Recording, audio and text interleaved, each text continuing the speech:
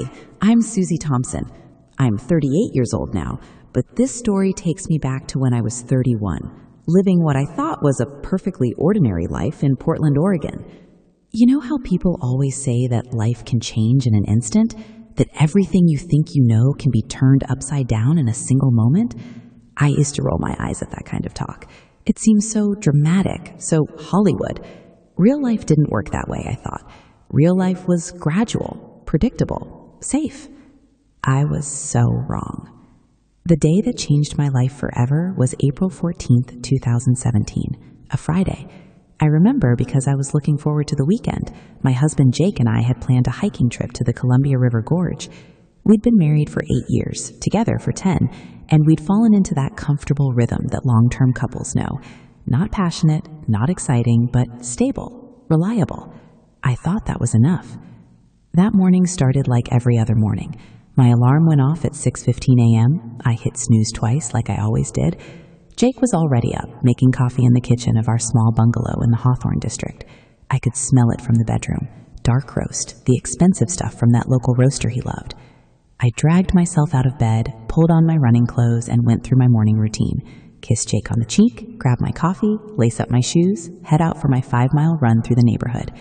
It was a beautiful morning. Spring in Portland is magical. Everything blooming, the air fresh and clean after the long gray winter.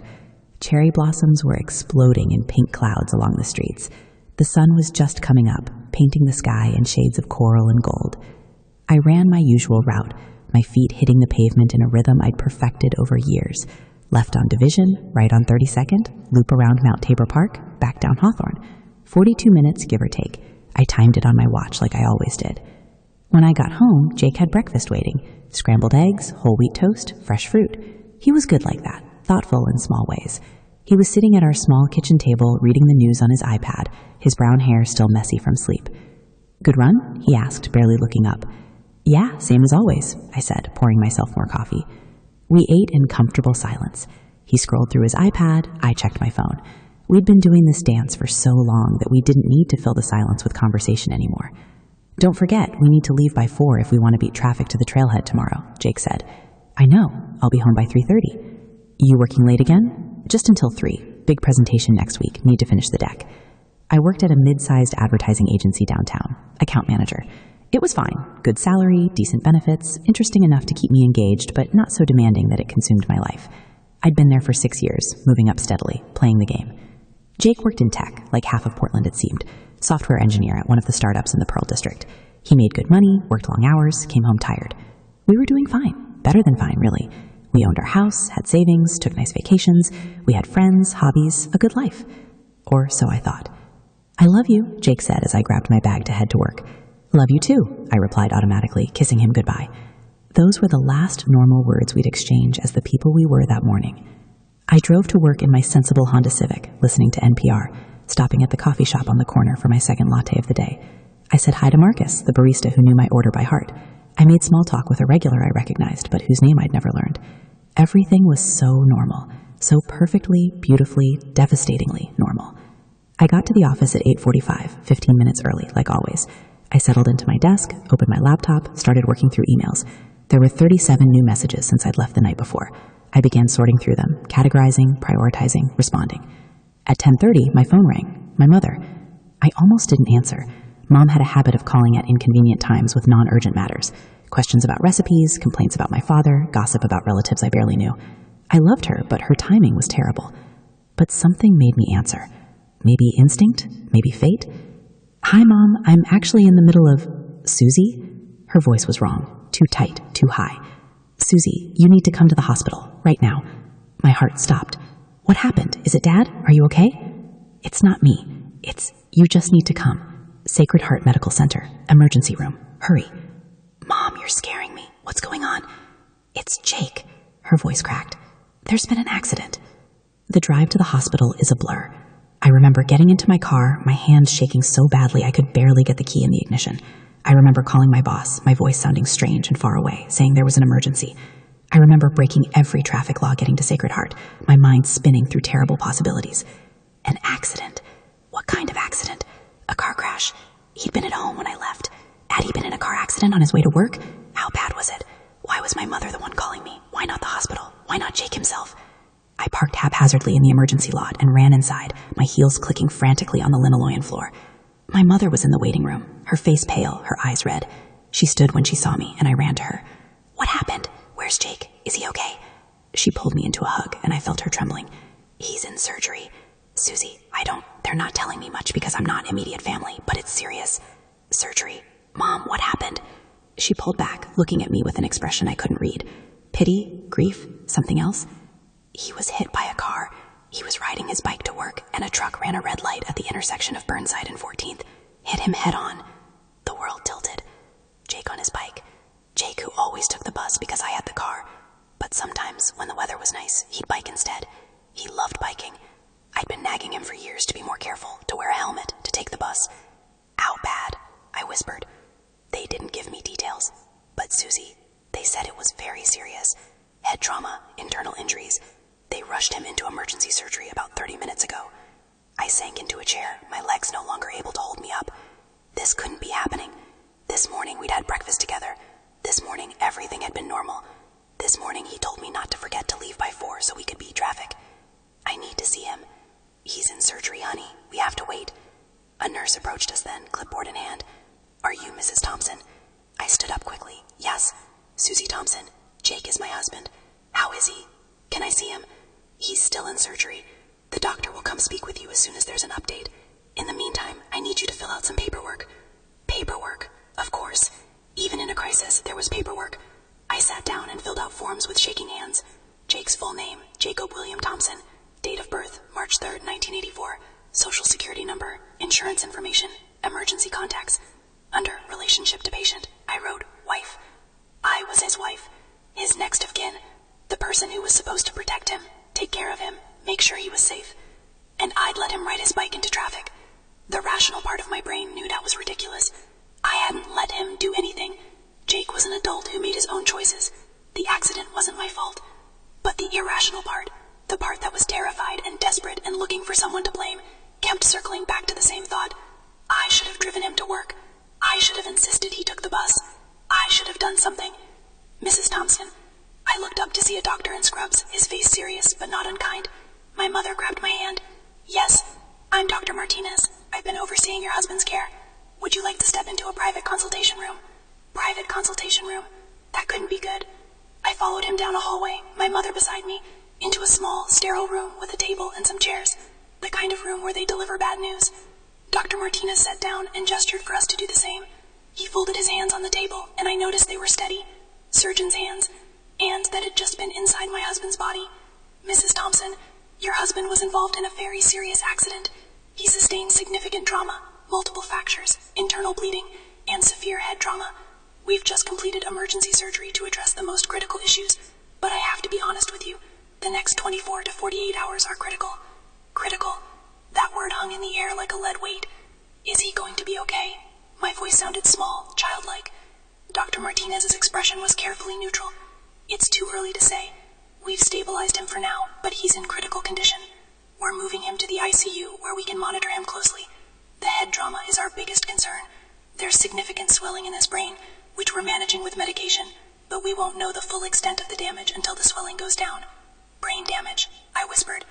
It's possible, but again, it's too early to know. Right now, we're focused on keeping him stable and giving his body time to heal. Can I see him? Once he's settled in the ICU, yes. But Mrs. Thompson, I need you to prepare yourself. He's on a ventilator and he's not conscious. It can be difficult to see a loved one in that condition. I nodded, unable to speak. Do you have any questions? A million questions. What were his chances? Would he wake up? If he woke up, would he be the same person? Would he remember me? Would he be able to walk, talk, live a normal life? But I couldn't ask any of them. My throat was too tight, my mind too chaotic. When can I see him? I finally managed. Give us about an hour to get him settled. The nurses will come get you when he's ready for visitors. That hour was the longest of my life. My mother held my hand and said soothing things that I didn't register. I called Jake's parents in Seattle, struggling to get the words out. His mother started crying immediately. They said they'd catch the next flight down. I called my boss again, told her I wouldn't be in for a while. She was understanding, told me to take all the time I needed. I texted our friends, keeping it brief. Jake was in an accident. He's in surgery. We'll update when I know more. My phone immediately started buzzing with responses, but I couldn't deal with them. I silenced it and stared at the wall. My mother brought me coffee from the cafeteria. It tasted like cardboard, but I drank it anyway, needing something to do with my hands. Finally, a nurse came to get me. Mrs. Thompson, you can see your husband now, but only for a few minutes and only immediate family. I stood up on shaking legs. My mother squeezed my hand. Do you want me to come with you? No, I need to do this alone. I followed the nurse through a maze of hallways to the ICU. She stopped outside a room with glass walls, curtains partially drawn. Take a deep breath, she said kindly. He looks worse than he is. All the equipment is there to help him. Remember that. I nodded and pushed through the door. Nothing could have prepared me. Jake lay in the hospital bed, so still he could have been dead. His face was swollen and bruised, cuts and abrasions covering his skin. There was a tube down his throat, connected to a machine that was breathing for him. IVs in both arms, monitors beeping and flashing, bandages around his head. This couldn't be Jake.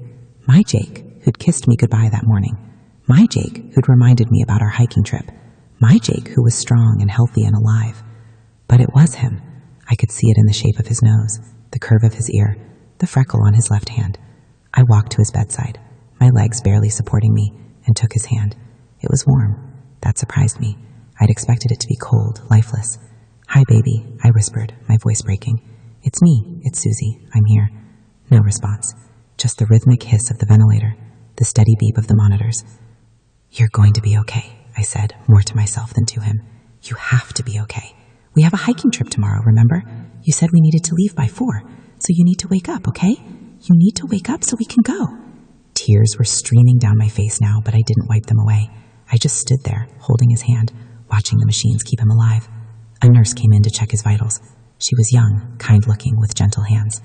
How long have you been married? She asked softly. 8 years, together for 10. He's lucky to have you here. I wanted to laugh. Lucky? There was nothing lucky about the situation. But I just nodded and kept holding his hand. Over the next few hours, Jake's parents arrived, along with his sister. My father came with my mother. Our closest friend showed up, bringing coffee and food I couldn't eat. The waiting room filled with people who loved Jake, all of us helpless, all of us waiting. The doctors came with updates every few hours. Stable, critical but stable, no change, still unconscious, still on the ventilator, still swelling in the brain. We waited. I stayed by his bedside as much as they'd let me, talking to him, telling him about my day, about the weather, about anything and everything. The nurses said it might help, that hearing familiar voices could make a difference for coma patients. Coma, that's what they were calling it now. An induced medical coma to give his brain time to heal. Night fell. The hospital got quieter. Jake's parents went to a hotel to rest. My mother convinced me to eat a sandwich from the cafeteria. I choked down half of it and threw the rest away. I refused to leave. The nurses set up a reclining chair in Jake's room so I could stay. I sat in it, watching him, listening to the machines, counting his breaths. At some point, I must have dozed off, because I woke with a start to the sound of alarms. Nurses rushed into the room, pushing me aside. Doctors appeared. Someone was shouting medical jargon I didn't understand. What's happening? I cried. What's wrong? A nurse gently but firmly ushered me out of the room. Please wait outside, Mrs. Thompson. But what's happening? Is he okay? The doctor will update you shortly. Please, just wait out here. I stood outside the glass walls, watching through the curtains as they worked on my husband. My heart was hammering so hard I thought it might break through my chest. After what felt like hours, but was probably only minutes, Dr. Martinez emerged. What happened? I demanded. His blood pressure dropped suddenly, but we've stabilized him. This can happen with traumatic injuries, the body's way of responding to stress. We're monitoring him very closely. Is he going to make it? Dr. Martinez looked me in the eye. Mrs. Thompson, I wish I could give you a definitive answer. The truth is, the next 24 hours will tell us a lot. Your husband is fighting, and we're doing everything we can to support that fight. But I won't lie to you, it's touch and go. Touch and go. My husband's life was touch and go. I called Jake's parents, waking them at 3 a.m. with the update. They came back to the hospital immediately. We waited through the night. Jake's mother and I sat on either side of his bed, each holding one of his hands. His father paced. My mother brought more coffee. Dawn came, gray and rainy, perfectly matching my mood. And Jake kept fighting. Days blurred together. 72 hours, 96 hours, a week. Jake remained in a coma, hooked up to machines, hovering in that terrible space between life and death. I took a leave of absence from work. I I couldn't imagine caring about advertising campaigns and client presentations when my husband was fighting for his life. My boss was understanding, told me to take all the time I needed. I practically lived at the hospital. I'd go home every few days to shower and change clothes, but I couldn't stay away for long. What if something happened while I was gone? What if he woke up and I wasn't there? Jake's parents stayed in Portland, rotating shifts with me at Jake's bedside. His mother and I developed a routine. She'd take mornings, I'd take afternoons and nights. We'd sit with him, talk to him, read to him from his favorite books. I read him the entire Lord of the Rings trilogy. It took weeks, but I read every word, doing different voices for the characters, hoping that somewhere in his damaged brain he could hear me and know he wasn't alone. Friends visited, bringing meals I didn't eat and comfort I couldn't accept. They didn't know what to say. What do you say to someone whose husband might never wake up? So they said all the usual things. He's strong. He'll pull through. Miracles happen. I wanted to believe them. God, I wanted to believe them. The doctors ran tests, adjusted medications, monitored his progress. The swelling in his brain slowly went down, which they said was a good sign, but he still didn't wake up. On day 10, they tried to wean him off the ventilator. He couldn't breathe on his own. They had to put the tube back in. On day 14, they tried again. This time he managed it. He was breathing on his own, but he still didn't wake up. The neurologist, Dr. Kim, called me into one of those consultation rooms again. I'd come to hate those rooms, with their fake plants and boxes of tissues strategically placed on every surface. Mrs. Thompson, I wanted to discuss your husband's prognosis with you. I braced myself. Okay, the good news is that the swelling in his brain has gone down significantly, and there's no sign of major structural damage. He's breathing on his own, which is a very positive development. But he's not waking up. No, he's not. And that's what I wanted to talk to you about. Sometimes, with traumatic brain injuries, patients remain in a minimally conscious state for extended periods. We've seen some response to stimuli. His eyes open occasionally. He moves in response to pain, but there's no sign of awareness or purposeful movement. What does that mean? Will he wake up? Dr. Kim's expression was carefully sympathetic. It's impossible to say. Some patients wake up after weeks or even months. Others don't. We need to start thinking about long-term care options. Long-term care, as in Jake might never wake up, might spend the rest of his life in a bed, unconscious, neither living nor dead. How long do we wait? I asked. There's no set timeline. Every case is different. But Mrs. Thompson, you need to start thinking about what quality of life means to you and your husband. Did he ever express any wishes about end-of-life care? Did he have an advance directive? No, I said firmly. No, he didn't have an advance directive. And no, I'm not giving up on him. It's only been 2 weeks. I understand.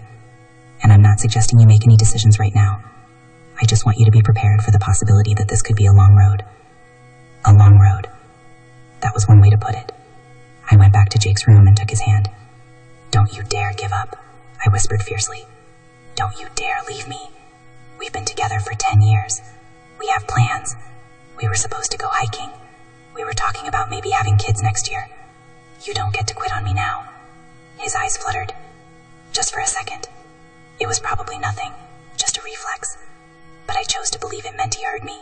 3 weeks after the accident, I went home to get a change of clothes.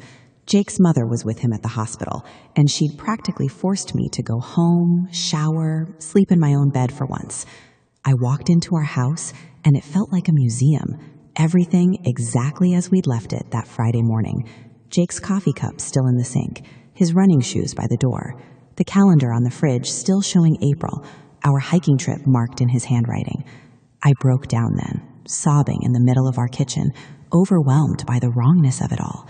This house was supposed to have both of us in it. Jake was supposed to be here, making dinner, telling me about his day, planning our next adventure.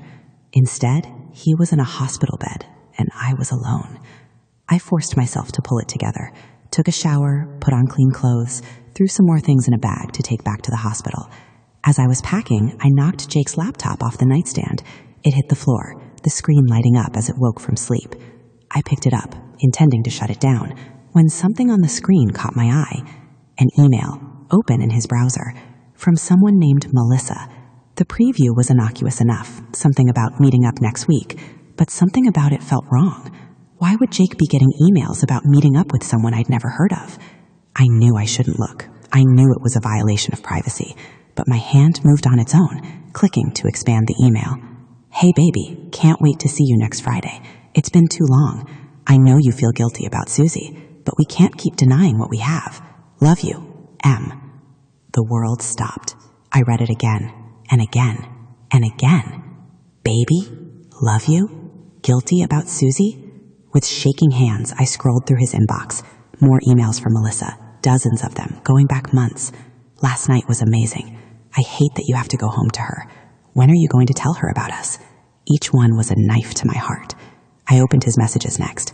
Text conversations with Melissa, full of I love yous and miss yous and plans to meet up. Photos of them together. Melissa was beautiful.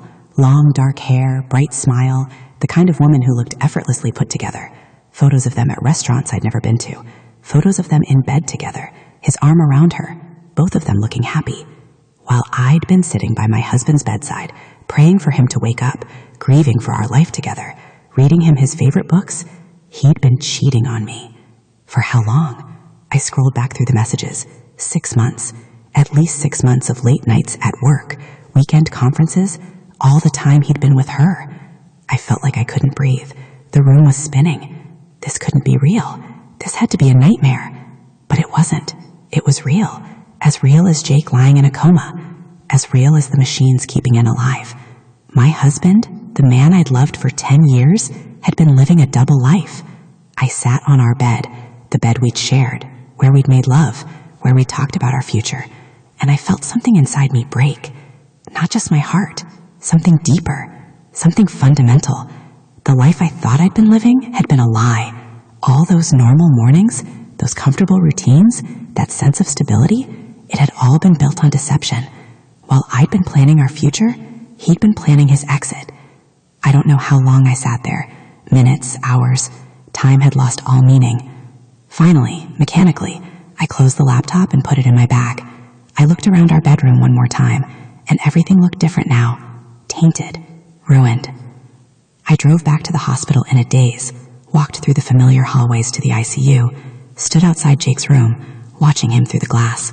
He looked so peaceful, so innocent. Jake's mother looked up and saw me. She smiled, but it faded when she saw my expression. Susie, are you okay? You look terrible. I walked into the room and stood at the foot of Jake's bed. I need to talk to you and Bill, I said quietly. We went to the waiting room. Bill came in from getting coffee, looking concerned. What's wrong? Jake's mother asked. I pulled out my phone, opened the photos I'd taken of Jake's emails and messages, and handed it to her without a word. I watched her face as she read, watched the confusion turn to shock, turn to denial. This can't be right, she whispered. Jake wouldn't. He loves you. Keep scrolling, I said flatly. She did, her hand going to her mouth. Bill read over her shoulder, his face darkening. Who is this, Melissa? He demanded. I have no idea. Someone he works with, maybe? I don't know. And right now, I don't care. That was a lie. I cared desperately, but I couldn't let myself think about it or I'd shatter completely.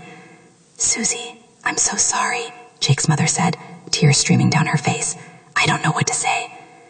There's nothing to say. Your son is a liar and a cheater, and I've been sitting by his bedside for 3 weeks, putting my life on hold, praying for him to wake up, when all along he was planning to leave me for someone else. The bitterness in my voice was acidic, toxic. What are you going to do? Bill asked quietly. I don't know. I need to think. I left them there and went outside, into the rain that had been falling steadily for days. I tilted my face up to the sky and let it wash over me, wishing it could wash away the pain, the betrayal, the absolute destruction of everything I thought I knew. I didn't go back to Jake's room that night. I couldn't. I checked into a hotel nearby and sat in the dark, trying to process what I'd learned. My husband had been cheating on me for months with someone he loved, someone he'd been planning to leave me for. The accident had prevented that. If he hadn't been hit by that truck, would he have told me? Would he have ended our marriage and run off with Melissa? Part of me thought yes. The emails made it clear. He'd been working up to it. Another part of me didn't know. Maybe he'd have come to his senses. Maybe it was just a midlife crisis, a stupid mistake he'd have realized and ended. I'd never know, because Jake was in a coma and might never wake up. And I had a choice to make. I could stay. I could continue to be the devoted wife, sitting by his bedside, holding his hand, reading to him, praying for his recovery. I could pretend I didn't know about Melissa. I could forgive him even though he couldn't ask for forgiveness. If he woke up, we could deal with it then. We could go to counseling. We could try to rebuild. Or I could leave.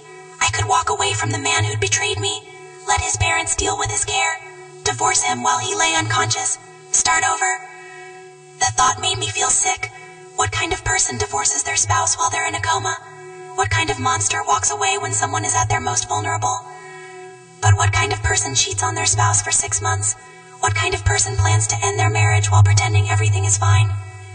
I called Rachel, my best friend since college. It was 2 a.m, but she answered on the second ring. Susie, is Jake okay? He's the same. But Rachel, I need to talk to you. I told her everything. The emails, the texts, the photos, the double life Jake had been living. Oh my God, she breathed. Susie, I'm so sorry. What do I do? I asked, my voice breaking. How do I make this decision? What does your gut tell you? My gut tells me to run, to get as far away from this as possible so never look back. But my head says I can't abandon him when he's like this. It says I made vows, for better or worse. For better or worse doesn't include infidelity, Susie. I know, but he's in a coma. He can't defend himself. He can't explain or apologize or anything. And what if he wakes up? What if he wakes up and I'm gone? Would that be so bad? He was planning to leave you anyway. But what if the accident changed him? What if he wakes up and doesn't remember Melissa? Or realizes he made a terrible mistake? Don't I owe it to 10 years together to at least wait and see? Rachel was quiet for a long moment. Susie, you don't owe him anything.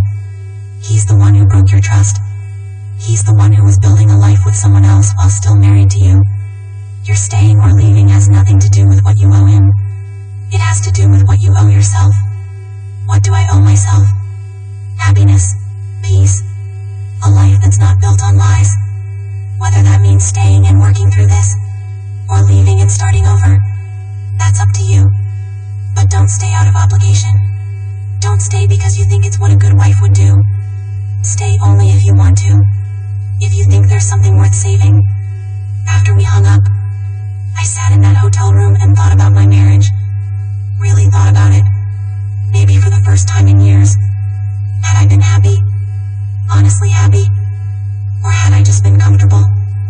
I thought about those normal mornings. That routine we'd fallen into. Had there been love there? Or just habit?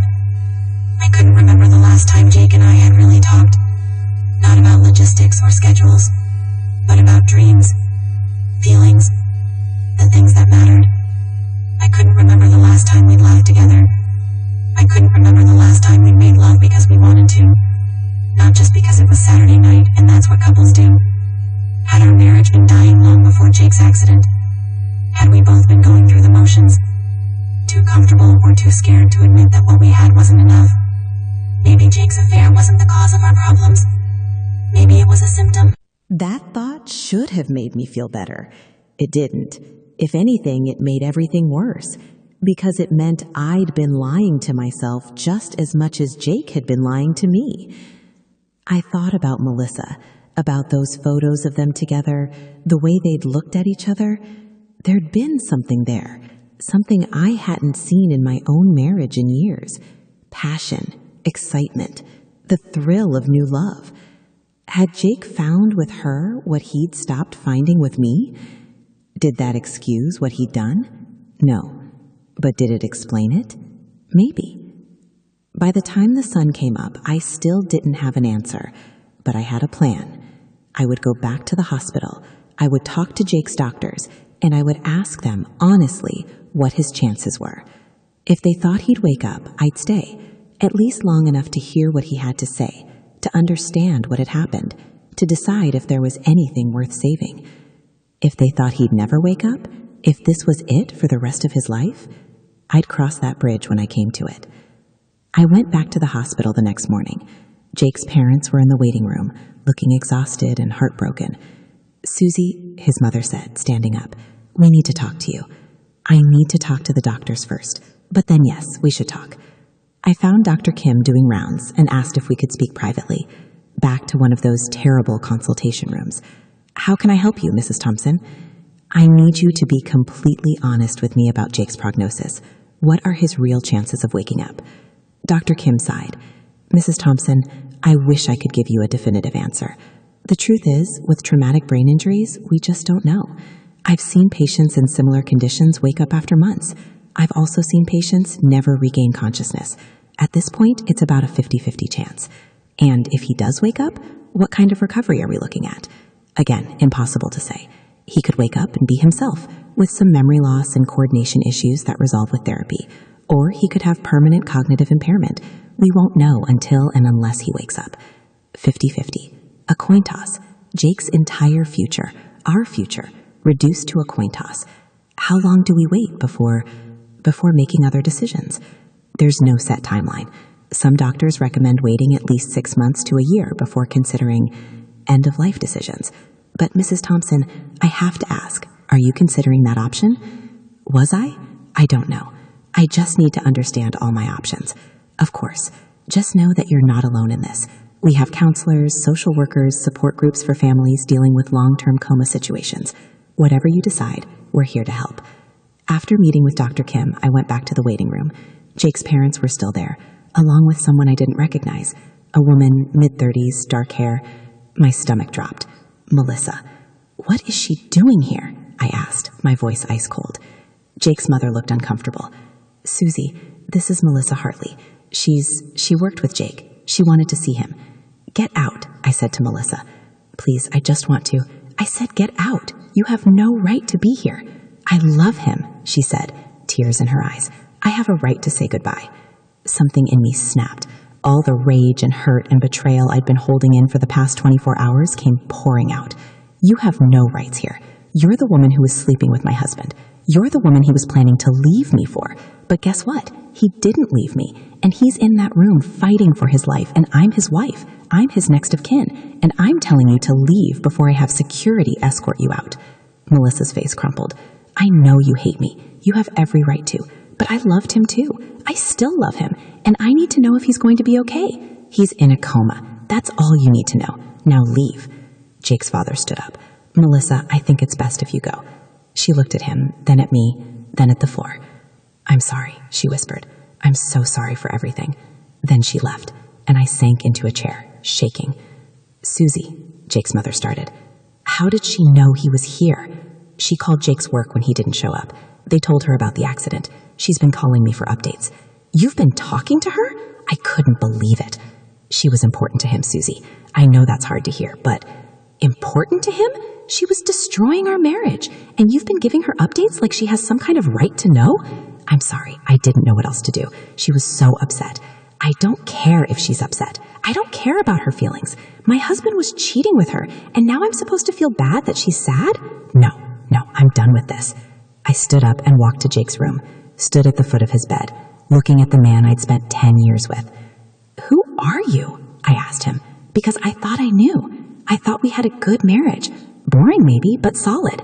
And all this time you were living a whole other life. With her. No response. Just the steady beep of monitors. Your mother says she was important to you.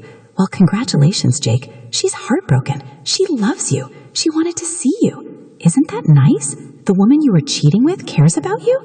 I was crying now, angry tears streaming down my face. And I'm standing here like an idiot, trying to decide if I should stay or go, trying to be the good wife. But you weren't a good husband, were you? You were a liar, a cheater. I wiped my tears away roughly. I want to hate you. I want to walk out of here and never come back. But I can't, because despite everything, part of me still loves you, or loves who I thought you were. And I don't know how to reconcile that. A nurse came in to check his vitals. I stepped aside, watching her work. How long have you worked in the ICU? I asked her. About 5 years. Do people in comas hear us when we talk to them? She considered the question. Some research suggests they might, on some level. But honestly, we don't really know. I like to think they do. I think it helps the families to believe their loved ones can hear them. What if you didn't want them to hear you? What if you had things to say that you didn't want them to know? She looked at me with kind, knowing eyes. Then maybe you're not saying it for them. Maybe you're saying it for yourself. Sometimes we need to say things out loud just to make sense of our own feelings. After she left, I sat down in the chair by Jake's bed, the chair I'd spent so many hours in, reading to him, holding his hand, praying for him to wake up. "If you can hear me," I said quietly, "I need you to know that I found the emails. I know about Melissa. I know you were planning to leave me." The monitors beeped. The ventilator hissed. Jake didn't respond. "And I need you to know that I don't know if I can forgive you. I don't know if our marriage can survive this. But I'm not leaving. Not yet. Not while you're like this." I took his hand. "I'm going to stay, Jake. I'm going to be here when you wake up. If you wake up. And when you do, we're going to have a very long conversation about what happened, and why, and whether we have any future together." I paused, gathering my courage for what I needed to say next. "But I'm not staying because I'm your wife. I'm not staying out of obligation or because I think it's what I'm supposed to do. I'm staying because I need answers. I need to understand what happened to us, how we got here. And you're the only one who can tell me." Over the next few days, I learned more about Melissa. Jake's coworker David came to visit, and after some prodding, told me the whole story. Jake and Melissa had started working together about 8 months ago. She was new to the company, a software engineer like Jake, brilliant and charming. They'd been assigned to the same project. At first, it was just working late, David said uncomfortably, then grabbing drinks after work. I thought it was harmless, but then I started noticing the way they looked at each other. "Did everyone know?" I asked, humiliated. "Some people suspected, but Jake never said anything. He kept up appearances. I'm sorry, Susie, I should have said something to you." "Would you have believed you if someone told you your spouse was cheating?" He thought about it. Probably not. I also learned that Jake had been planning to tell me. Melissa had given him an ultimatum. Tell Susie and leave her, or end their relationship. That's what the email had been about. When are you going to tell her about us? He'd been planning to tell me that Friday night, the night after the accident. If the truck hadn't run that red light, I'd have come home from work to my husband asking for a divorce. It was a strange kind of knowledge. Would it have been better or worse to have him conscious, telling me to my face that he didn't love me anymore, to have a chance to fight for our marriage, or at least to have closure? I'd never know. Weeks turned into months. Jake remained in a coma, stable but unchanged. I maintained my vigil, going to the hospital every day, sitting with him, talking to him. But it was different now. I wasn't the devoted wife praying for her husband's recovery. I was a woman trying to make sense of a marriage that had fallen apart before I'd even realized it was broken. I went through our life together with a new lens. All those late nights at work, the weekend conference in Seattle, the Tuesday evening client dinners. How many of those had been real, and how many had been excuses to see Melissa? I looked through our photos, trying to pinpoint when things had changed. Was it a year ago? 2 years? Or had we been slowly drifting apart for our entire marriage, too comfortable to notice or too scared to acknowledge it? I found our wedding album, looked at the photos of us, young and happy and full of hope. We'd been so sure back then, so certain that love was enough. When had that stopped being true? My therapist, I'd started seeing someone because processing all of this alone was impossible, asked me what I wanted. "I don't know," I admitted. "I'm so angry at him for lying, for cheating, for making me question everything about our marriage. But I'm also angry at myself for not seeing it, for being so comfortable that I stopped paying attention." "Do you think you can forgive him?" "I don't know. Maybe, if he wakes up and can explain, if I understand why he did it, if there's a reason beyond just, I don't know, being bored or finding someone better." And what if he doesn't wake up? That was the question that haunted me. What if Jake stayed like this forever? What if I spent the rest of my life in limbo, married to a man who was neither alive nor dead, unable to move forward or backward? Then I'll have to figure out how to live with uncertainty, I said. How to grieve someone who isn't gone. How to let go of a marriage that never got a proper ending. 3 months after the accident, Jake's eyes opened. I wasn't there when it happened. I'd gone home to shower and change, and Jake's mother called me, screaming with joy. "He's awake! Susie, he's awake!" I drove to the hospital, going 20 over the speed limit, my heart racing. When I got to his room, Jake's parents were there, along with Dr. Kim. Jake was lying in bed, eyes open, looking confused and disoriented. "Jake," I said, moving to his bedside. His eyes found me. There was recognition there, I thought, but also confusion. "Do you know who I am?" Dr. Kim asked him gently. Jake's mouth moved, but no sound came out. His throat was probably raw from the ventilator tube that had only been removed the day before. Don't try to talk yet, Dr. Kim said. Just nod if you can understand me. Jake nodded slowly. Do you know where you are? Another nod. Do you know what happened to you? A pause, then a shake of his head. Dr. Kim explained about the accident, keeping it simple. Jake listened, his face a mask of confusion and fear. Then Dr. Kim asked the question I'd been dreading. Jake, do you know who this is? He pointed at me. Jake looked at me, really looked at me, and I saw the exact moment recognition clicked. Susie, he croaked, his voice barely a whisper. Yes, I said, tears streaming down my face despite everything. It's me, I'm here. He reached for my hand, and I took it. What happened? You were in an accident. You've been in a coma for 3 months. His eyes widened. 3 months. Yes, but you're awake now. You're going to be okay. Was he? I didn't know, but it seemed like the thing to say. Over the next few hours, doctors and nurses ran tests. Jake's cognitive function seemed mostly intact. He could answer questions, follow commands, remember his name and basic information. But there were gaps. He couldn't remember the accident, couldn't remember the weeks leading up to it. It's normal with traumatic brain injuries, Dr. Kim explained. The memories from immediately before the trauma often don't form properly. They may come back over time, or they may be gone permanently. How much doesn't he remember? I asked. We won't know until we can talk to him more extensively, but typically patients lose anywhere from a few hours to a few months before the injury. A few months. Like, say, the 8 months he'd been having an affair. I didn't know whether to laugh or cry. Jake's recovery was slow but steady. He had to relearn basic things, how to swallow properly, how to walk without wobbling, how to use his hands with precision. Months of lying in bed had atrophied his muscles. He worked with physical therapists, occupational therapists, speech therapists. He was frustrated by his limitations, angry at his body for betraying him. And through it all, I was there, supporting him, encouraging him, being the wife I'd always been. But I hadn't asked the question I needed to ask. I hadn't mentioned Melissa. Because every time I thought about bringing it up, I'd chicken out. What if the stress set back his recovery? What if it caused another medical crisis? Or, and this was what really scared me, what if he didn't remember her at all? Dr. Kim had said he might have lost months of memories. What if the affair, the whole relationship with Melissa, was gone from his mind? Would that be a blessing or a curse? After 3 weeks, Jake was transferred from the ICU to a rehabilitation facility. He would be there for at least a month, maybe more, working intensively on his recovery. One afternoon, about a month after he'd woken up, I was helping him with his physical therapy exercises when he asked me a question.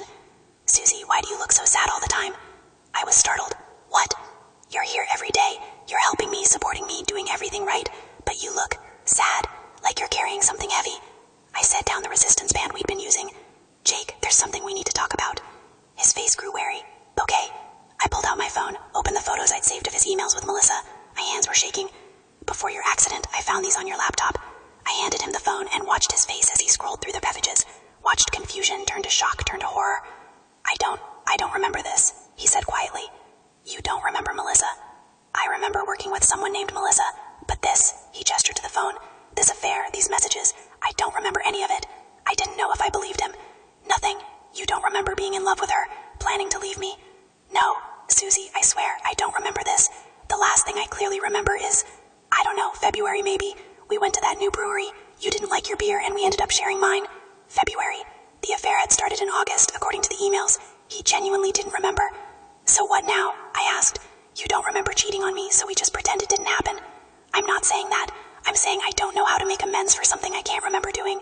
But Susie, looking at these messages, I'm horrified. I'm ashamed. I don't know who this person is, but he's not who I want to be.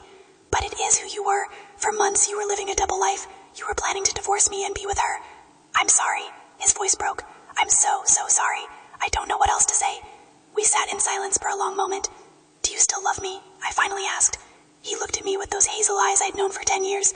Yes, I know I have no right to after what I did, but yes, I still love you. Do you love her? I don't know. I can't remember her as anything more than a coworker. Whatever I felt, it's gone. The accident wiped it away. Is that fair? To her, I mean, she loved you. She was heartbroken when you got hurt, and now you don't even remember what you had together. I don't know if fair has anything to do with it. It's just what is. I took back my phone, looking at the messages one more time. I don't know if I can move past this, Jake. Even if you don't remember, I do. I remember finding these. I remember feeling like my entire life was a lie. I remember 3 months of sitting by your hospital bed, not knowing if you'd wake up, while knowing that if you did wake up, you'd probably ask for a divorce. I'm not asking for a divorce. But you were, before the accident. Before the accident, I was apparently a different person. Someone who made terrible choices. Someone who hurt the person he'd promised to cherish. And now I want a chance to be better. To be the husband you deserve. To rebuild what I destroyed. What if I don't want to rebuild? What if the foundation was rotten all along? He was quiet for a long time. Then I'll understand. If you want to leave, if you want a divorce, I'll understand. You've already given me more than I deserve, sitting by my bed all those months when you could have walked away. I thought about it, I admitted, walking away, starting over. But I couldn't do it while you were unconscious. It felt like kicking someone while they were down. And now that I'm awake, now I don't know. I'm angry and hurt and I feel betrayed, but I'm also still here. I don't know what that means. It means you're a better person than I am. No, it means I'm confused and grieving and trying to figure out who I am outside of being your wife. Because for 10 years that's been my identity. Susie, Jake's wife, and I don't know who Susie is on her own. 2 days later, Melissa showed up at the rehabilitation facility. I was in Jake's room helping him with a crossword puzzle when a nurse knocked on the door. Mr. Thompson, there's someone here to see you. Melissa Hartley. I felt my blood run cold. Jake looked confused. Should I send her away? The nurse asked, picking up on the tension. No, Jake said. Let her come in. I think I need to see her. I stood up. Then I'm leaving. Susie, please, stay. Why? So I can watch you reunite with your girlfriend? So there's a witness to what I'm about to say. Please. Against my better judgment, I sat back down. Melissa walked in a moment later. She looked terrible. Dark circles under her eyes, hair pulled back in a messy ponytail, wearing jeans and a sweatshirt instead of the polished office wear from the photos. "Jake," she breathed when she saw him. "Oh my God, you're really awake." "Hi, Melissa." She moved toward him but stopped when she saw me. "Susie, I didn't know you'd be here. I'm his wife. Where else would I be?" "Right, of course." She looked back at Jake. "How are you feeling?" "Physically, getting better. But Melissa, there's something I need to tell you." Hope flickered in her eyes. "Okay?" "I don't remember us. Whatever we had, whatever relationship we were building, it's gone. The accident erased it." The hope died. "What do you mean you don't remember?" "I remember working with you, but the affair, the feelings, the plans we made, I don't remember any of it. I'm sorry." Tears started streaming down her face. But you loved me. We were going to be together. You said you were going to leave her." "I know. Susie showed me the messages. But Melissa, I can't feel something I don't remember. And honestly, even if I could remember, I'm not sure I'd want to." "What?" "I'm married. I made vows. And whatever was going on before the accident, however I justified what we were doing, it was wrong. I hurt Susie in ways I'm only beginning to understand, and I need to make that right." "So what, the accident just wiped away everything we had? Everything we meant to each other?" "I'm sorry. I know that's not what you want to hear. But yes, from my perspective, we're co-workers. That's all." Melissa looked at me. "Did you put him up to this? Did you tell him to say these things?" "I didn't have to," I said quietly. "He doesn't remember you, Melissa. The Jake you fell in love with, he's gone. The accident changed him." "People don't just change like that." "No, usually they don't. But traumatic brain injuries can alter personality, memory, emotions. Jake is literally not the same person he was before the accident." She turned back to Jake, desperate. "But we can start over. We can build new memories. Jake, I still love you. Doesn't that mean anything?" "It means you loved someone who doesn't exist anymore. I'm sorry. I really am. But my marriage is what I want to fight for, not whatever this was." Melissa stood there for a long moment, tears streaming down her face. Then, without another word, she turned and walked out. After she left, Jake and I sat in silence. "That was hard," he finally said. "Did you mean it, what you said?" "Every word. Susie, I know I don't deserve your forgiveness. I know I've destroyed your trust, but I want to try. I want to fight for our marriage, if you'll let me. I don't know if I can trust you again. I know, and I don't blame you, but I'm asking for a chance, just a chance to prove that I can be better." I looked at this man who was both my husband and a stranger. The accident had given him a clean slate, erased his affair, allowed him to start over. But I didn't have that luxury. I remembered everything. The betrayal, the lies, the pain. Could I move forward with someone who didn't remember breaking me? We started marriage counseling. Even though Jake was still in the rehabilitation facility, the hospital had a therapist who worked with couples. It was brutal. The therapist, Dr. Morgan, didn't pull punches. She made Jake acknowledge, even without memory of the affair, that his actions had consequences. She made me articulate exactly how the betrayal had damaged me, how it had shaken my sense of self. The challenge here, Dr. Morgan said in one session, is that you're dealing with two different traumas. Susie, you're dealing with the trauma of betrayal. Jake, you're dealing with the trauma of nearly dying and losing months of your life. And you're both trying to navigate this while one of you doesn't even remember the event that caused the other's trauma. So what do we do? Jake asked. You acknowledge that while you may not remember, Susie does. Her pain is real, even if your memory of causing it isn't. You don't get to ask her to forget just because you have. You have to earn back her trust through your actions now, not by denying or minimizing what happened before. To his credit, Jake tried. He was patient with my anger, my mood swings, my questions. He answered everything honestly, even when it meant admitting he didn't know why he'd done what he did. I look at those messages and I feel like I'm reading someone else's words, he said. But they're mine. They're in my voice, using words I would use. So some part of me must have felt those things, even if I can't access them now. Do you think you would have told me? I asked. If the accident hadn't happened, would you have ended our marriage? The emails suggest I was planning to. Melissa's ultimatum. I don't know. Maybe I would have. Or maybe I would have panicked and ended things with her instead. I genuinely don't know what that version of me would have done. I wish I could talk to him. That version of you. I wish I could ask him why. Why wasn't I enough? Why did he need someone else? Maybe it wasn't about you not being enough. Maybe it was about me not being enough. Not brave enough to admit we'd grown apart. Not honest enough to suggest counseling before things got to that point. That was the closest we came to acknowledgement of what our marriage had really been. Comfortable, but disconnected. I did my own therapy too, working through the betrayal, the grief, the identity crisis. Because Dr. Morgan was right. I'd built my identity around being Jake's wife. When that foundation cracked, I hadn't known who I was anymore. Who do you want to be? My therapist asked. I don't know. Someone stronger, I think. Someone who doesn't need another person to feel complete. And can you be that person while staying married to Jake? That was the million-dollar question. Jake came home from the rehabilitation facility in September, 5 months after the accident. He still had physical therapy 3 times a week and regular checkups with his neurologist, but he was mobile, functional, mostly himself. Except he wasn't the himself I'd known. The accident had changed him in subtle ways. He was more present, more attentive. He actually listened when I talked instead of half hearing me while scrolling through his phone. He asked about my day and seemed to genuinely care about the answer. It was both wonderful and deeply unsettling. This was the husband I'd wanted for years, but I'd only gotten him because a traumatic brain injury had essentially erased parts of who he was. Our first night back in our house together was awkward. We moved around each other carefully, like strangers learning to share space. I can sleep in the guest room, Jake offered. I don't want to make you uncomfortable. No, it's fine. We're married. We can share a bed. But lying there in the dark, both of us rigid and careful not to touch, felt more lonely than sleeping apart would have. Susie? Jake's voice was quiet in the darkness. Yeah? Thank you. For staying. For not giving up on me when you had every right to. I didn't stay for you, I said honestly. I stayed for me. Because I needed answers.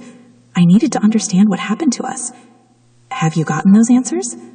Some of them. I understand now that our marriage was dying long before you met Melissa. We were going through the motions, both too comfortable or too scared to admit we weren't happy. And now? Are you happy now? I thought about it. I don't know. I'm less angry than I was, but I don't know if that's the same as being happy. What would make you happy? Honestly, I don't know. For so long, I defined happiness as stability, comfort, routine. But those things weren't making me happy. They were just easy. We lay there in silence for a while. I want to know you again, Jake said. Not the version of you that you became to fit into our comfortable routine. The real you. The woman you were before we started performing our marriage instead of living it. What if I don't know who that is anymore? Then we figure it out together, if you want to. Do you want to? Yes, more than anything. I rolled over to look at him in the dim light from the street lamp outside our window. I need time, Jake. I need space to figure out who I am outside of being your wife. And I need to know that you're willing to do that work too, to figure out who you are, why you made the choices you made. Even if I can't remember making them? especially because you can't remember. Because if you don't understand why it happened, what's to stop it from happening again? He nodded slowly. You're right. I'll do the work, whatever it takes. Over the following months, we both focused on individual growth. Jake continued his physical therapy and started seeing a therapist who specializes in brain injury recovery and identity issues. It's strange, he told me one evening. I look at my life before the accident and I feel disconnected from it, like I'm reading about someone else. The therapist says that's normal with significant memory loss, but it's unsettling. Do you miss it? The parts you can't remember? Sometimes. There are gaps that bother me. Inside jokes with friends that I don't get, references to experiences I apparently had. But the affair? No, I don't miss that. If anything, I'm grateful I don't remember it. It would be harder to move forward if I had memories of being in love with someone else. I'd started taking art classes, something I'd been interested in as a teenager but had abandoned as impractical. Every Tuesday and Thursday evening, I'd go to a studio in Southeast Portland and paint. I was terrible at it. My paintings were amateurish, clumsy, but I loved it. For the first time in years, I was doing something purely for myself, not because it was practical or productive or what I was supposed to do. I also went back to work, but not to my old job. I'd been gone for almost 7 months, and while my boss had been understanding, I realized I didn't want to go back. Marketing had never been my passion. It had been a safe, lucrative career choice. Instead, I took a job at a nonprofit focused on brain injury awareness and support. The pay was less, but the work felt meaningful. I helped families navigate the medical system, connected them with resources, organized support groups. I understood their pain in a way I never could have before. Jake and I had dinner together most nights, sharing our days, learning about each other again. It felt like dating in a way, getting to know someone new, discovering their quirks and interests. I didn't know you were interested in art, Jake said, looking at one of my paintings I'd brought home. Neither did I, really.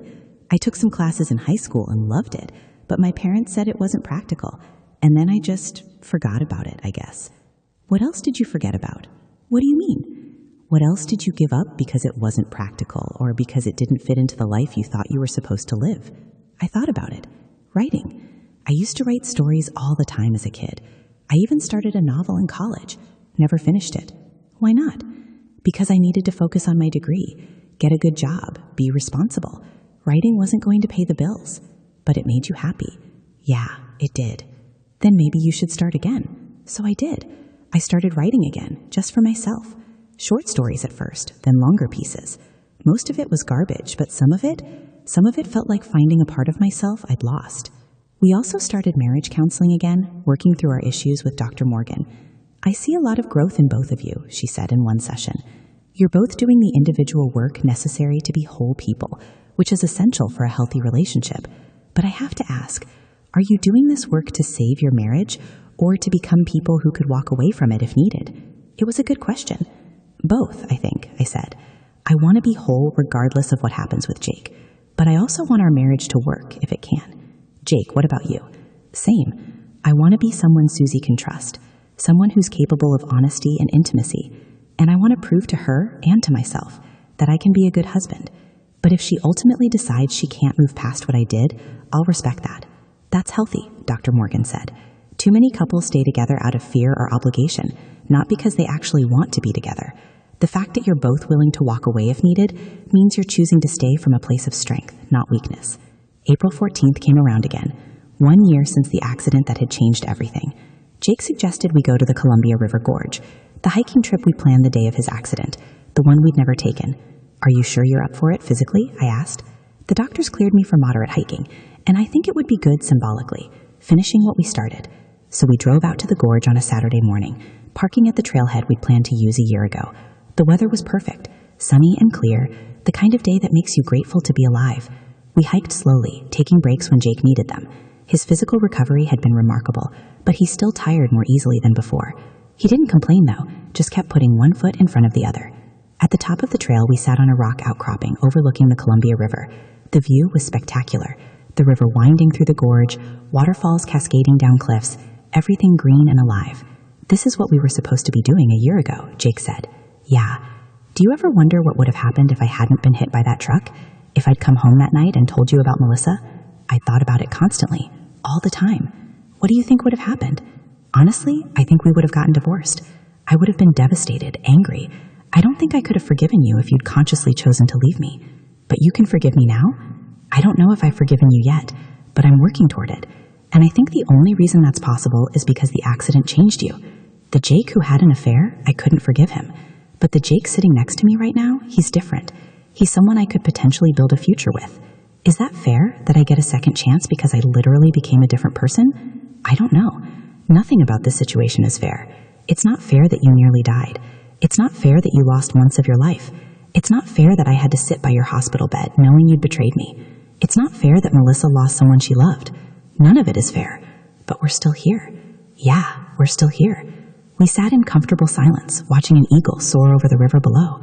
I want to tell you something, Jake said. Something my therapist helped me understand. Okay, even though I can't remember the affair, I can remember our marriage before it. And looking back now with clear eyes, I can see that I was unhappy. Not with you specifically, but with my life. I felt trapped in a job I didn't love, in a routine that felt suffocating. And instead of being honest about that, instead of talking to you or making changes, I escaped into something exciting and new. Why are you telling me this?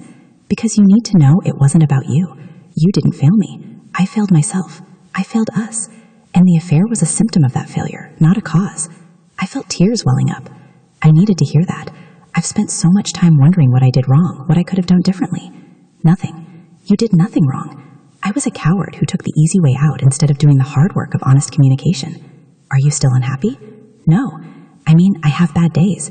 Recovery is hard, and I'm still figuring out who I am post-accident. But overall, I'm more present in my life than I ever was before.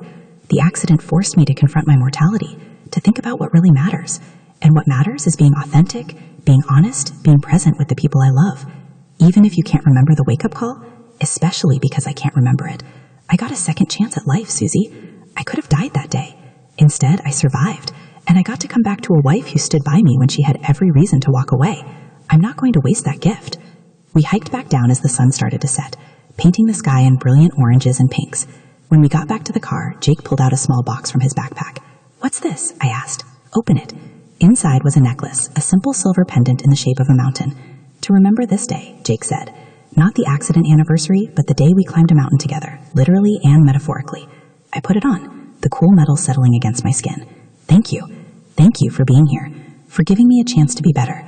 We drove home holding hands, something we hadn't done in years, maybe ever. And for the first time since the accident, I felt something close to hope. 3 months later, in July, Jake got a letter in the mail. It was from Melissa. He brought it to me before opening it. This came today. I don't know if I should read it or if you want to read it or if we should just throw it away. Open it, I said. We've come too far to hide from the past now. He opened the envelope and read the letter aloud. Dear Jake, I don't know if you'll read this or if Susie will throw it away before you see it. I hope you do read it though, because I need to say some things. I was angry after I saw you at the hospital. Angry that you didn't remember me, angry that the accident took away what we had, angry that you chose to stay with Susie. But I've had time to think, and I realize now that my anger was misdirected. You didn't choose to forget me. The accident made that choice for you, and I can't be mad at someone for surviving a trauma. I also realized that what we had was built on lies and deception. We were both complicit in that. We told ourselves that what we felt for each other made it okay to betray your marriage, but it didn't. Nothing makes that okay. I'm sorry for my part in hurting Susie. I knew you were married and I pursued you anyway, because I wanted you and I didn't care about the consequences. That was selfish and wrong. I'm also sorry that I made your recovery harder by showing up at the hospital. You were trying to focus on doing better, and I added to your stress. I'm moving to San Francisco next month for a new job, a fresh start away from Portland and all the memories here. I hope it helps. I hope you're happy, Jake. I hope you and Susie can rebuild what was broken. And I hope someday I can find what I thought I had with you, but with someone who's actually available. Take care of yourself, Melissa. When he finished reading, we both sat in silence for a moment. That took courage, I finally said. To write that, to acknowledge her part in it. Yeah, I hope she finds what she's looking for in San Francisco. Do you feel anything reading that? Sadness, mostly. Not for what I lost with her. I still don't remember enough to mourn that.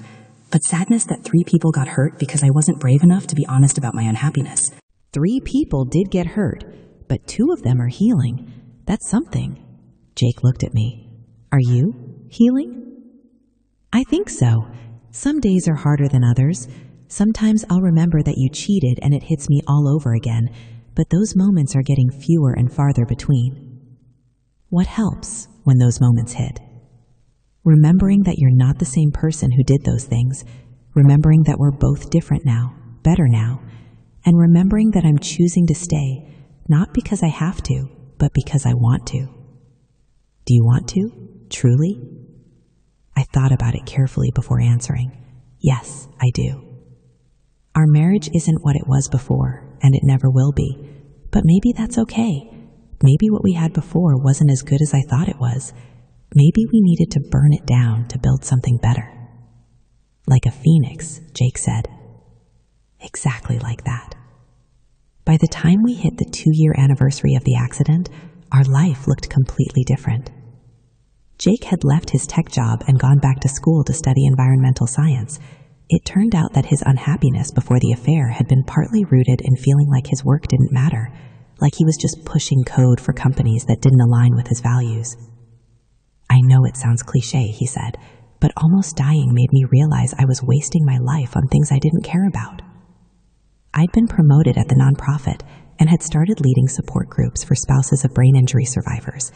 Helping others navigate what I'd been through gave me a sense of purpose I'd never found in advertising.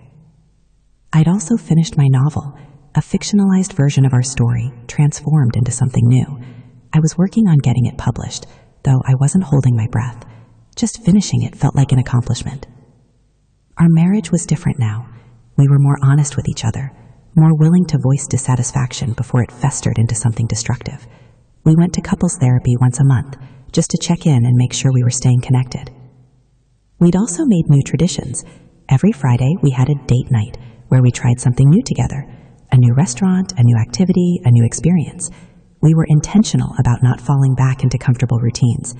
Comfortable is what almost killed us, Jake said. I never want to take us for granted again. We traveled more, national parks, camping trips, adventures that got us out of our comfort zone. Each trip felt like a celebration of Jake being alive, of us being together by choice rather than obligation. Our sex life had improved too, surprisingly. Before the accident, it had been perfunctory, routine. Now it was different, more passionate, more present, more connected, like we were rediscovering each other physically as well as emotionally. You're different in bed, I told him one night. Good different or bad different? Good different, more attentive, more present, like you're actually here with me instead of going through the motions. I am here. I'm not taking any moment with you for granted. I still had hard days when I'd find an old photo from before the accident and wonder who those people were, days when I'd remember the betrayal and feel the anger rise up again. But I'd learned to sit with those feelings instead of trying to push them away, to acknowledge them, feel them, and then let them pass. Your anger is valid, my therapist reminded me. You don't have to forgive and forget. You just have to decide whether you can forgive and move forward. I was moving forward, slowly, carefully, but forward nonetheless. In October, 2.5 years after the accident, I found out I was pregnant. We hadn't been trying, but we hadn't been preventing either. We'd talked about kids before the accident, in that vague, someday way that couples do. But after everything we'd been through, it hadn't seemed like the right time. I took the test on a Tuesday morning, alone in our bathroom, and stared at the positive result in disbelief. A baby. We were going to have a baby. I was terrified. How could I bring a child into a marriage that was still healing? What if Jake had another medical crisis? What if I couldn't forgive him completely and it poisoned our family? But underneath the fear, there was excitement, hope, the sense that this was a new beginning, a chance to create something beautiful out of all the pain we'd endured. I told Jake that night over dinner. I'd planned something elaborate, but in the end, I just blurted it out. I'm pregnant. He dropped his fork. What? I took a test this morning.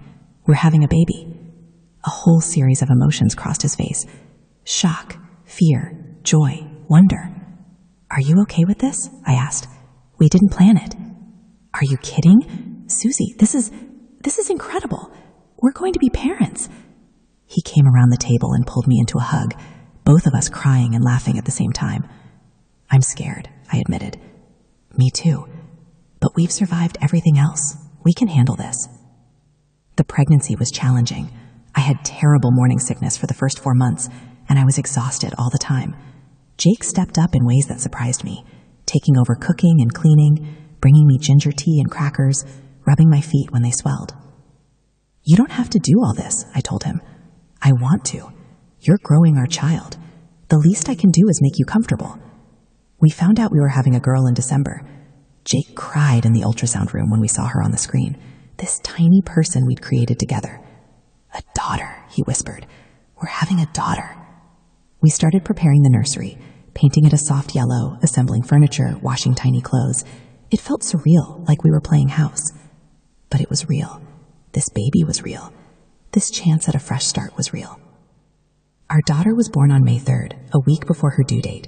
Labor was long and difficult, 22 hours from start to finish. Jake never left my side. He held my hand through contractions, fed me ice chips, rubbed my back, told me I was strong and brave and capable. When she finally arrived, screaming and perfect, the nurse placed her on my chest and I felt something shift in my heart. This profound, overwhelming love for this tiny person I just met. "She's perfect," Jake said, tears streaming down his face. "She's absolutely perfect." We named her Hope Elizabeth Thompson. Hope, because that's what she represented. Hope for our future, hope for healing, hope for joy after so much pain. The first few weeks were brutal. Hope didn't sleep, and neither did we. We took turns walking her around the house at 2 a.m., both of us delirious with exhaustion. But even in the hardest moments, there was joy. Watching Jake with our daughter, seeing him be gentle and patient and loving, I fell in love with him all over again. Not the man I'd married 10 years ago, but the man he'd become. "You're different in bed," I told him one night. "Good different or bad different?" "Good different. More attentive, more present.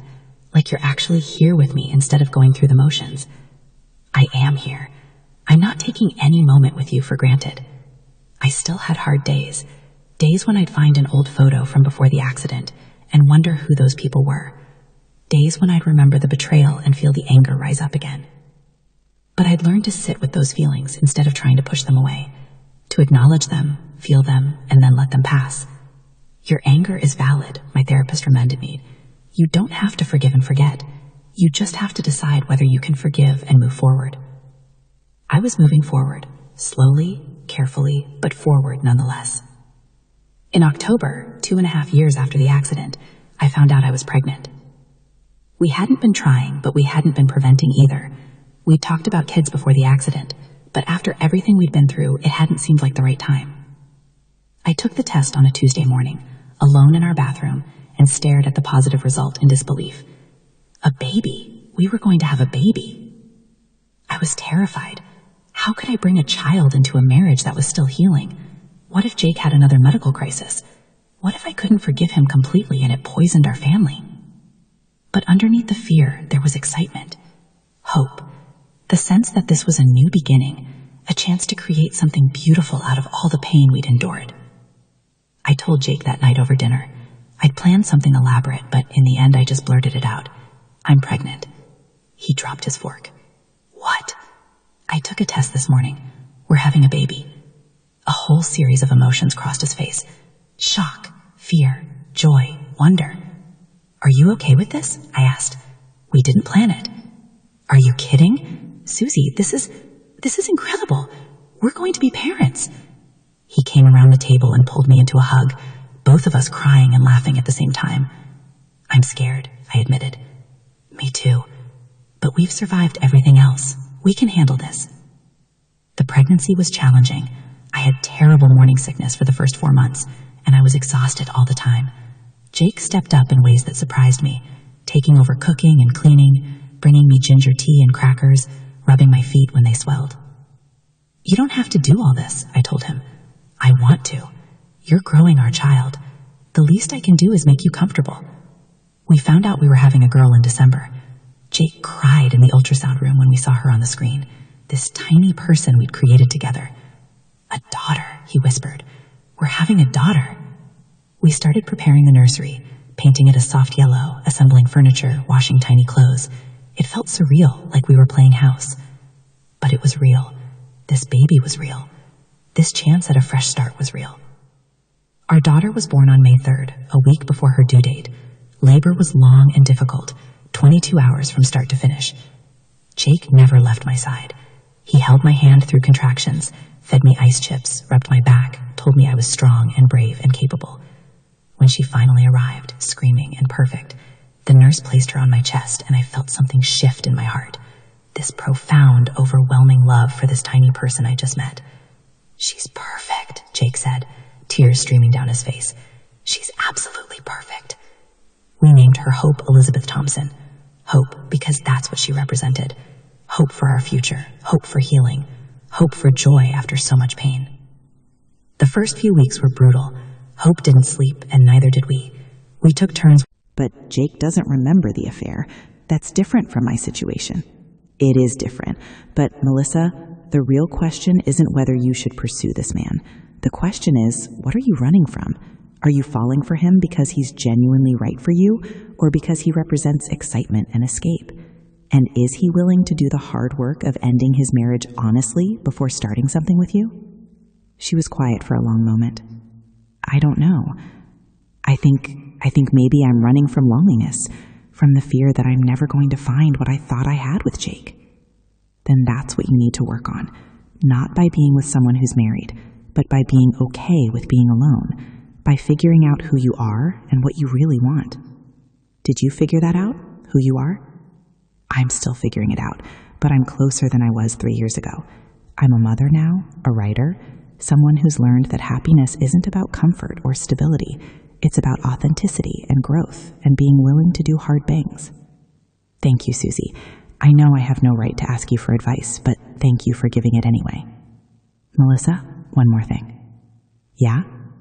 If you do pursue this man, if he does leave his wife for you, make sure it's for the right reasons. Make sure you're not just recreating what you and Jake had, because that was built on lies and guilt, and it never would have lasted. I know. I think I knew that even then, but I didn't want to admit it. After we hung up, Jake looked up from playing with Hope. Was that Melissa? Yeah, she wanted advice about potentially dating another married man. What did you tell her? The truth, that she needs to figure out what she's running from before she runs into someone else's marriage. That's good advice. Did you also tell her that we're happy? I smiled. I did. Because we are, aren't we? Yeah, we really are. On April 14th, 4 years after the accident, Jake and I drove out to the spot where he'd been hit. It was a busy intersection in downtown Portland. Cars and bikes and pedestrians all moving through the space where Jake had almost died. There was no memorial, no sign that anything significant had happened there, just traffic and life continuing on. We stood on the corner where the truck had run the red light and looked at the spot where Jake's bike had been crushed. Do you ever think about what would have happened if you'd left 2 minutes earlier that morning? I asked. Or 2 minutes later? How different everything would be? All the time. 2 minutes in either direction and the truck wouldn't have hit me. I'd have made it to work, come home that night, and probably destroyed our marriage. Or saved it. Maybe you would have come home and decided to end things with Melissa. Maybe the guilt would have won and you'd have confessed everything and we'd have worked through it. Maybe. We'll never know. I looked up at him. Do you regret it? Any of it? I regret hurting you. I regret being the kind of person who could have an affair. But the accident itself, the recovery, everything that came after? He paused, thinking. No, I don't regret it. Because it gave me my life back. The real one, not the one I was sleepwalking through. You almost died, Jake. You were in a coma for 3 months. You lost memories, had to relearn how to walk, and you don't regret it? I know how that sounds. But Susie, before the accident, I was already dead in the ways that mattered. I was numb, disconnected, going through the motions. The accident woke me up, literally and metaphorically. We walked to a nearby coffee shop and sat by the window, watching people rush past on their way to wherever they needed to be. Do you think they're happy? Jake asked, gesturing to the crowds. All these people, rushing through their lives. Some of them, probably. Others are probably like we were, comfortable but not happy, going through the motions because they don't know there's another option. I wonder how many of them will get a wake-up call like we did. Hopefully none of them. Hopefully they'll figure it out before something forces the issue. Jake reached across the table and took my hand. Thank you for not giving up on me, on us. Thank you for becoming someone worth not giving up on. We sat there for a while, holding hands, watching the world go by. And I thought about how far we'd come, how much we'd survived, how many times we'd had to choose each other over the easy way out. That That night, after Hope was asleep, I sat down at my computer and started writing. Not a story this time, but a letter. A letter to my daughter, for her to read when she's old enough to understand. Dear Hope, by the time you read this, you'll be old enough to know that your parents' story isn't a simple one. You'll know about the accident that almost killed your father, about the affair that almost killed our marriage, about all the pain and struggle and hard work it took to get to where we are now. I'm writing this because I want you to know the truth, and I want you to hear it from me. The day that changed my life forever wasn't just one day. It was a series of days, each one building on the last, each one forcing me to make a choice about who I wanted to be and what kind of life I wanted to live. April 14th, 2017, the day your father was hit by a truck. That's the obvious one, the dramatic turning point. But it wasn't the only day that mattered. There was the day I found the emails and had to decide whether to stay or go. The day your father woke up from his coma and I had to choose whether to tell him what I knew. The day Melissa showed up at the hospital and I had to confront the other woman face to face. There was the day I decided to go back to therapy. The day I took my first art class. The day I left my marketing job for work that actually mattered to me. There was the day your father graduated from college again at 34. The day I finished my novel. The day we found out we were having you. Every single one of those days changed my life. Every single one required courage, honesty, and a willingness to do hard things. Here's what I want you to know, Hope. Life is going to hurt sometimes. People you love will disappoint you. You will disappoint yourself. Things you thought were solid will crumble. Plans will fall apart. Your heart will break. When that happens, and it will happen, you'll have a choice. You can run from the pain, hide from the truth, numb yourself with distractions and comfortable lies, or you can face it head on, do the hard work of healing, and come out the other side stronger. I chose to face it. It wasn't easy.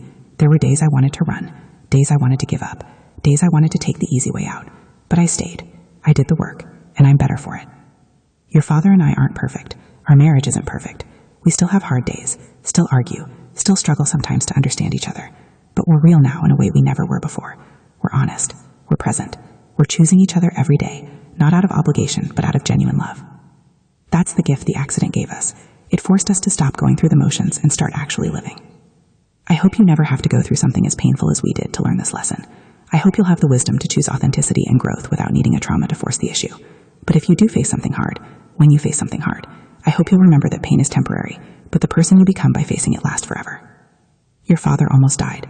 Our marriage almost ended. I almost lost everything I thought defined me. But I didn't lose it. It transformed. And in the space where my old life used to be, I built something better, something real, something worth fighting for.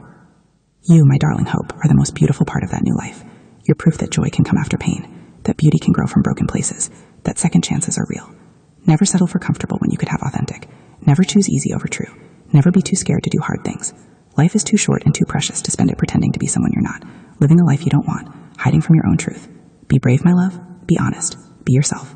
And know that whatever happens, whatever choices you make, whatever pain you face, you have the strength to survive it and the courage to grow from it. I know because I did it. And if I can, so can you. All my love, Mom. I saved the letter and closed my laptop. Jake came into the room, fresh from checking on Hope. She's out cold. Didn't even stir when I rearranged her blanket.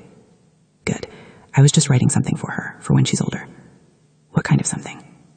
The truth about us, about everything that happened. I want her to know the real story, not some sanitized version. That's brave. Or selfish. I haven't decided which. Jake sat down next to me. It's neither. It's honest. And honesty is what saved us. He was right. Honesty had saved us. Not the honesty that came too late, in the form of emails I was never supposed to see, but the honesty that came after. The hard, uncomfortable, painful honesty of therapy and difficult conversations, and admitting uncomfortable truths. We'd built our new marriage on a foundation of honesty, and it was stronger for it. 5 years after the accident, I stood in front of a room full of people at the Brain Injury Support Center where I worked. It was the 5th annual Survivor Celebration, an event for people who'd survived traumatic brain injuries and their families. Jake and Hope were in the audience, along with dozens of other families who'd been through similar experiences. I was giving the keynote speech, sharing our story publicly for the first time. 5 years ago today, I began. My husband was hit by a truck while riding his bike to work. He nearly died. He spent 3 months in a coma. When he woke up, he'd lost significant chunks of his memory and had to relearn basic tasks like walking and feeding himself. On the same day I learned about his accident, I also discovered he'd been having an affair. So there I was, facing 2 impossible situations. My husband might not survive, and even if he did, our marriage probably wouldn't. I could have walked away. I should have walked away, probably. But I didn't. I stayed and I fought. and I did the hardest work of my life trying to figure out who I was and what I wanted and whether our marriage was worth saving. Spoiler alert, it was worth saving, but not for the reasons you might think. I paused, looking at Jake in the audience. He smiled at me, holding hope on his lap. Our marriage wasn't worth saving because of our history together, or because of our vows, or because divorce is hard. It was worth saving because the process of trying to save it transformed both of us into better people. It forced us to be honest with each other and ourselves in ways we never had been before. The accident was the worst thing that ever happened to us. It was also the best thing that ever happened to us. Does that sound crazy? Maybe. But here's what I've learned. Sometimes the things that break us are the things that make us. Sometimes we have to lose everything we thought we wanted to find what we actually need. Before the accident, I had a comfortable life, a good job, a nice house, a stable marriage, but I wasn't happy. I was sleepwalking through my own life, too scared or too complacent to admit that something was missing. The accident woke me up. It forced me to confront painful truths. It gave me a choice. I could cling to the comfortable lie, or I could do the hard work of building something real. I chose real, and it was the best decision I ever made. I'm not going to stand here and tell you that brain injuries are blessings in disguise. They're not. They're traumatic, devastating experiences that cause immense suffering. But I will tell you this. You get to choose what you do with the trauma. You can let it destroy you, or you can let it transform you. My husband isn't the same person he was before the accident. Neither am I. Neither is our marriage.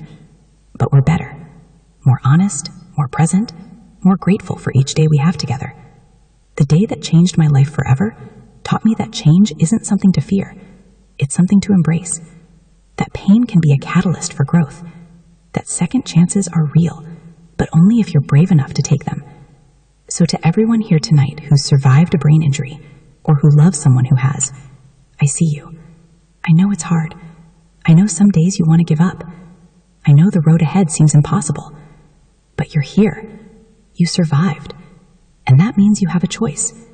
You can spend your energy mourning what you lost, or you can invest it in building something new. You can cling to who you were before, or you can discover who you're becoming now. Choose growth. Choose honesty. Choose transformation. Because the day that changed your life forever, it doesn't have to be the day that ended everything.